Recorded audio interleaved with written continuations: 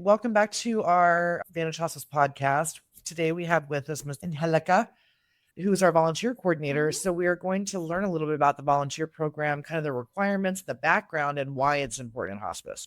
Tell us a little about yourself. Yeah, like she said, I'm the volunteer coordinator. I've been in the hospice industry, I think about 4 years.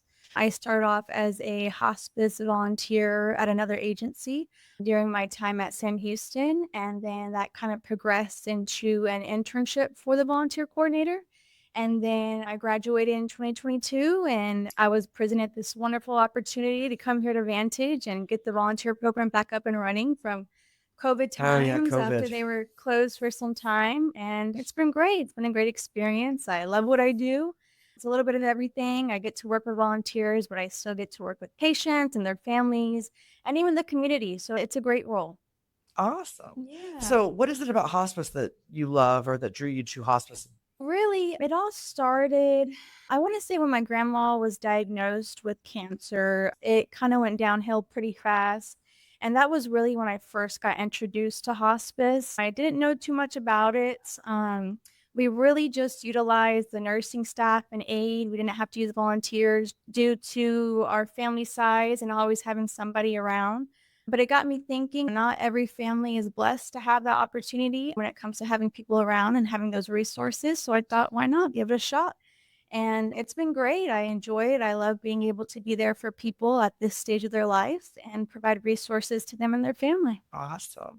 So let's talk a little bit about the 5% Yes. requirement. There is a 5% regulatory guideline that all hospices must meet. Hmm. It's a CMS standard Yes. that was actually written into the program in 1982 when it was originally created. Still. So the CMS has regulated that 5% of our working hours Mhm.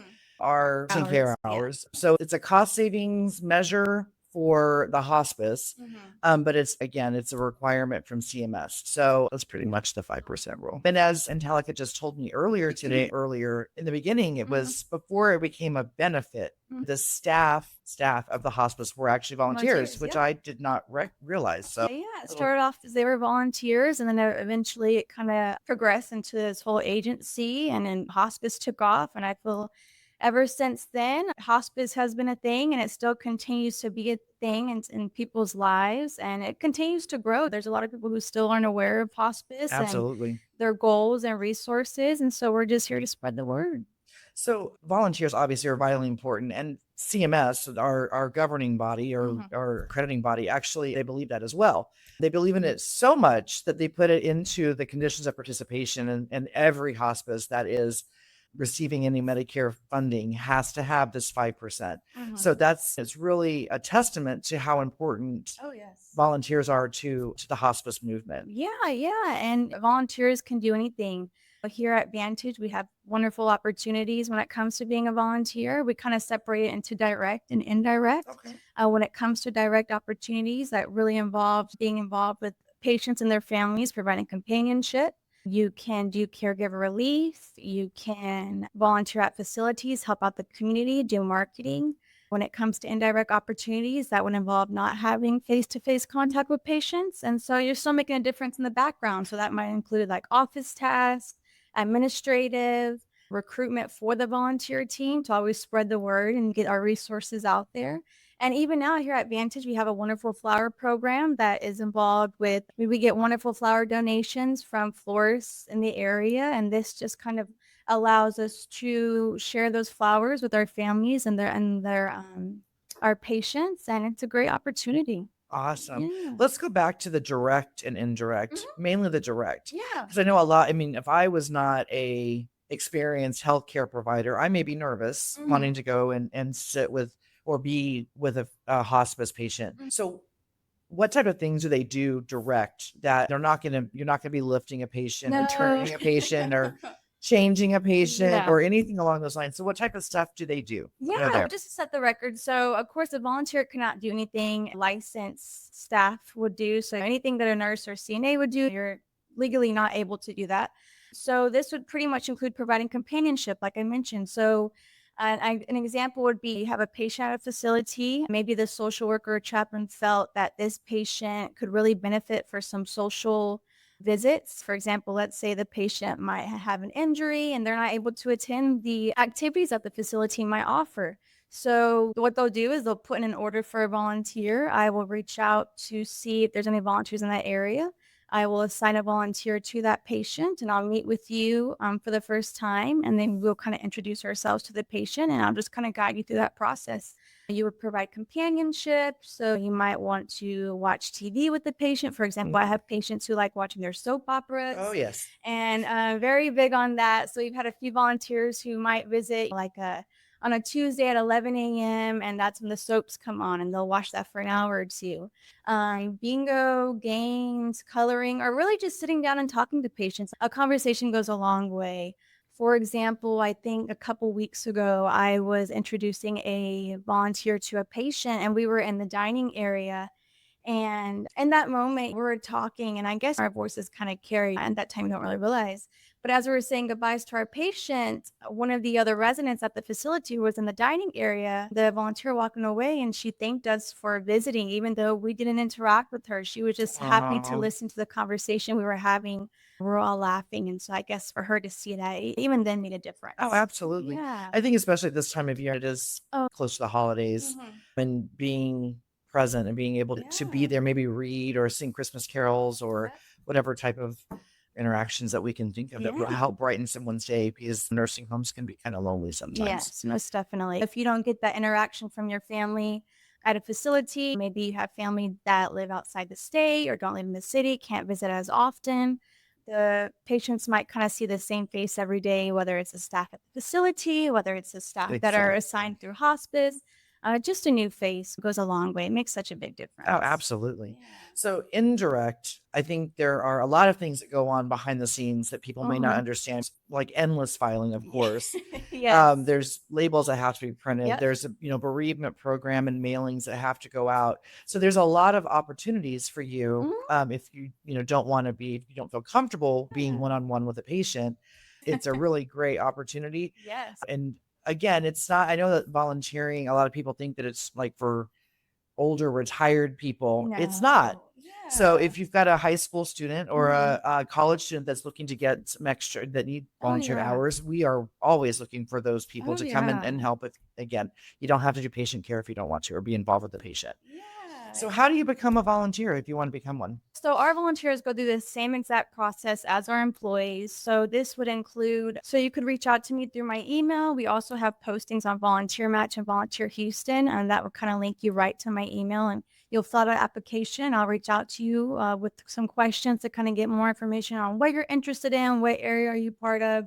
Just because here at Vantage we cover such a large area. And we'll just kind of go from there. And the onboarding process will include a background check, two-step skin TB test, so a tuberculosis test, and then as well as some training modules. You go through the same training as our employees do. This can be done in person here at the office, or it can even be done remotely at your own pace, if that might be a little bit more flexible for you.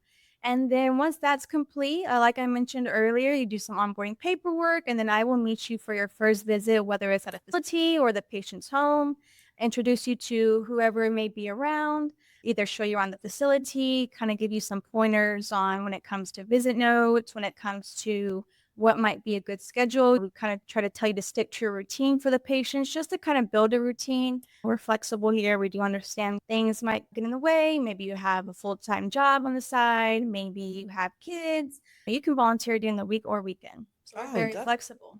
I didn't even think about the weekend. Yeah. Awesome. I meet volunteers during the weekend all the time. I'm willing to work with you if it means we can make a difference for the patients, most definitely. That's awesome. Yeah, of course. And so typically we have volunteers volunteer once a week at least, unless discussed otherwise. And you'll kind of make your own schedule from there. So let's say your best availability might be Tuesday at 2 p.m. That definitely works. And then you just kind of go from there. You'll submit volunteer notes, a lot of documentation, which might help if maybe you're interested in going into the health field at some point. It kind of allows you to see how documentation works, how to interact with patients, how to document patient differences from the last visits, any or abnormalities. So it's a great experience all around. Awesome. Yeah. Awesome. Okay, so is there an age requirement for So typically we say no younger than 17. Even at 17, we do require that you have parental permission. And if you are 17, we will only stick you with the facility. We wouldn't have you go to a patient's home just for safety purposes. sure. And so as long as you have that parent consent form, then you'll be good to go. Awesome. Yeah. So we also talked about kind of requirements, but not really requirements. We really do have kind of a steadfast rule about if you had a loved one on Vantage Yes. Hospice, we ask that you don't volunteer for at least 13 months. Yes. So the reason that we do that obviously Mhm. is so that you can get through your own grieving process Yeah. and be, as whole and adjusted as possible Yeah. before you start trying to give to other people. So make Mhm. sure your cup is full first, and then you can Yeah, fill other people's cup. grieving is so important, and to allow yourself to give time to kind of get through that process and gather your emotions to see how can you get back together. So we always want you to be okay before kind of going through that process. So we're always here. Absolutely. Yeah. So volunteering, obviously, it's a great opportunity, for Mhm. lack of a better word, to Yeah. provide to help people that are in a difficult situation and Mhm. provide companionship and things like that. Do you have any special stories that you can think Oh, of? my gosh, plenty. So one right off the top of my head is some of our patients don't have any family whatsoever. So a lot of them might belong to the state. They might have a guardian appointed to them. And, for those who aren't aware, typically they're charged with Commitments medical and decisions for this patient due to them not having any family. And so one that really rings a bell is that I had one of those patients and I assigned her a volunteer. And it just made the world's difference. She would volunteer once a week, and it got to a point where they just created a really special bond. And the patient would ask for things like, hey, could we do this together? Could we watch TV? Could you make me some dumplings? For the volunteer, she was from Singapore. oh, okay. And so she had a lot of great dishes that she liked to be involved in. And for them to be able to share their culture with the patient who may not have ever had this experience, because this patient was kind of a small town woman, was a great opportunity, and they were able to kind of share that culture together and really build that bond. And I think just that just goes to show that how involved you can be in someone else's life when it comes to hospice, and you don't even know it. So Right. it's a great experience. And then unfortunately that volunteer eventually moved back to her homeland, but she'll reach out to me every now and then and say, hey, I hope so and so is doing really well. If she is, just tell her that I miss her, hope everything's Aw. going good. And so for her to, this was months ago when she moved back. So for her to still reach out just kind of shows you how much volunteering has an impact on not only the patients, but you yourself. It Right. goes a long way. So it's awesome. I think also in the patient's homes, which can also be kind of scary for people if you're not used to going into patients' Hmm. homes, but I mean, just giving a caregiver a minute to sit down or Oh, to yeah. address something else that needs to be addressed in their life, just giving them that time, that hour or Yeah. hour and a half Yeah, that to would be our caregiver relief opportunity. And of course, for the caregivers, caregiver meaning the family member or friend who is caring for that patient at that time. They wouldn't be referring to a staff member. For example, let's say the patient is a mom and that caregiver would be her daughter. And pretty much, like you mentioned, the caregiver, they can get drained out. So many things that they have to go through, whether it's caregiving for them directly, providing baths, providing meals, getting medication. It's a very tiresome workload. And so, what this volunteer would do for caregiver relief, you'd go into the home, and let's just say that family member wants to go get her hair done, or maybe you just needs to go to Kroger's to get a cup of groceries. You'll go to the house for the duration. Typically, I say 4 hours is max. We never really go past 4 hours just because patients might get a little antsy. They might need changing. And right. again, that's something you cannot do. And yeah, you just be assigned there for 2 hours, for example, and that caregiver would get the opportunity to step away, take a moment to breathe, and then come back, be able to give back to that family member and Exactly. caregive for them. So it's a great opportunity. And all of our volunteers who have been involved in that really enjoy it. They can really tell the difference from the caregiver. And the caregivers are always so grateful to the point where they're always wanting to give something back. Of course. But we say, oh, that's okay. But it's great. It's great. Yeah. So again, just so we all understand, so our volunteers are not able to accept monetary gifts or Yeah. anything along those lines from families. I know that everybody wants to do something like that a lot of times Yeah. to show their appreciation, but again, we are not allowed to do that. So Yeah, it can show up many different ways. Even a Absolutely. simple thank you card or just thanking them in person goes a Absolutely. long It goes a long way. way. Yeah, so it's great. It's awesome. Well, one of the last things I want to talk about is, so we are pretty much open to whatever you think your talents are. Oh, yes. So if you think you've got a particular talent, I mean, we've had people that have, Knitted you blankets, know, crocheted crocheted. blankets. I've had a volunteer who's done artwork out of pipe cleaners. She created a whole flower and it was beautiful. And whatever you think that you have a talent that might be able to benefit patients or provide resources, please reach out. I am all ears. I'm willing to hear you. I'm willing to try new things. If you like to sing, we can even set something up at a facility. Especially now the holidays with Yes. Christmas Oh my carols. gosh, the They patients would love and that. residents at the facilities love that. Even if you, especially if you're younger, you'll remind them of their Yes. grandkids. And so it's an awesome opportunity. And for us here at Vantage, we are always looking for more volunteers to come on board or even for our community to get involved. So earlier I mentioned our flower program. If you might be a florist or have a floral shop, we are always willing to partner with you when it comes to donations so we can continue to give patients and their families these beautiful works of arts of flowers. Like I mentioned, Vantage covers a huge territory all the way from Texas City all the way up to Montgomery. Yeah. Sometimes if we're in a different area, if we're getting flowers in Texas City, we may not be able to spread all the love all the way up to spring. So for us to have florists in all of the areas is That'd super be great. important and would be really beneficial. So if you're interested in partnering with us, just let me know. And when it comes to volunteers, we're always looking for more volunteers when it comes to direct and indirect opportunities. I mentioned if you have something that you want to be involved in, reach out to me. I'm all ears. And we are always taking on new staff. Absolutely. I think Yeah. one of the things about us is that we are, obviously, Angelica knows all the regulatory guidelines, so she's not going to do anything that is not allowed.